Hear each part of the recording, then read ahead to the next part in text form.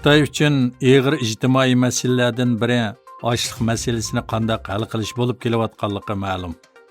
Xitoy hukumatı yillardan buyon har yili chet eldan ochliq import qilish orqali davlat ichidagi ehtiyojni qamdab kelgan.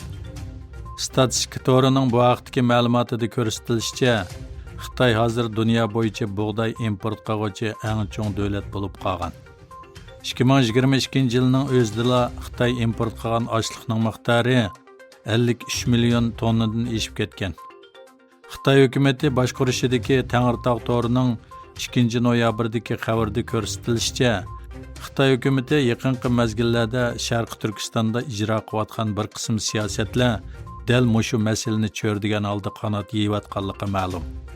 Xabarda aytilishicha, bu yillik kuzgi hosil yig'ish mezgilida Uyg'ur diyoridan oz degandimi 20 million tonnadan ko'proq ochliqning to'planishi navbatdagi muhim xizmat nishonlaridan bo'lib qolgan.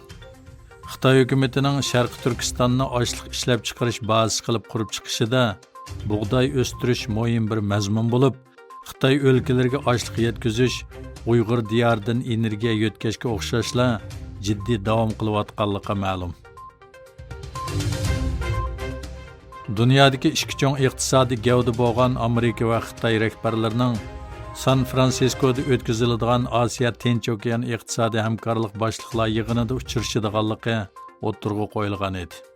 Oqsaroy axborot kotibi Karin Jean-Pierre muxbirlarni kutib olish yig'inida Bayden va Xi Jinpingning ko'rishish mumkinchiligini ta'kidladi.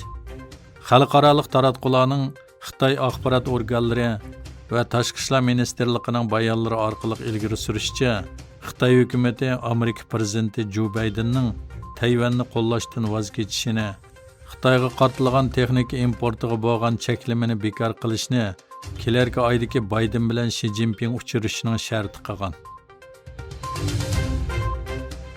Xitoyning milliarderlari pul muomala besimi, siyosiy aniqsizlik va iqtisodning ostilishi qatorliq omillar sababidan oilasi va mol-mulklarini chet elga yo'tkazmoqda. Egilinishcha, Xitoy boylari uzundan buyon pulni chet elga yo'tkazishning yo'llarini izlamoqda. Xitoyda shaxslarning har yili faqat 50 ming dollar davlat sirtiga yo'tkazishiga ruxsat qilinadi. Ammo boylarning erkin mablag' hukmronlik qiladigan Hong Kongdagi pul almashtirish orqali yoki naqd pulni chet eldagi korxonalarga yo'tkazish orqali bo'lsin, pullarni yo'tkazishning bir qator rasmiy va berasmiy usullari bor ekan. Avgustda Shanxay soqchilari ko'chmanlar maslahatchiligida ishlayotgan 5 odamni 100 million yuandan ortiq qonunsiz tashqi perevod savdosiga qolaylik yaratib berish gumoni bilan qo'lga olgan. Davlat taratqularida e'lon qilingan bir xabarda soqchilar qonunsiz pul savdosi davlatning pul muomala bozorining tartibini ig'ir darajada qalaymaqonlashtirdi degan. Egilinishcha, Xitoy Rossiya bilan birlikda yo'lga qo'ygan SR-929 yo'lovchilar aeroplani to'rining loyihalash bosqichida yolg'iz davom qiladiganligining alomatlarini ko'rsatmoqda. Taraflarning foyda taqsimotida birlikka kelinmaganligi ilgari surilmoqda. Ma'lum bo'lishicha, 2017-yili Xitoy va Rossiya yo'lga qo'ygan keng ko'lamda uzun yo'llik yo'lovchilar aeroplani to'ri G'arbning Ukraina urushidan keyin Rossiya aviatsiya sanoatiga yurgizgan jazosi sababidan kechikishga duch kelgan.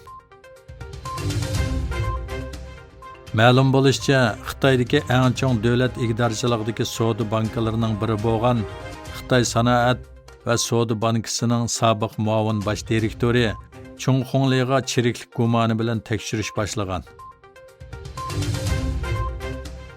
Amerika dengiz armiyasi OXIO darajalik yadro suvosti paraxotining O'rta Sharqqa yetib kelganligini xabar qildi.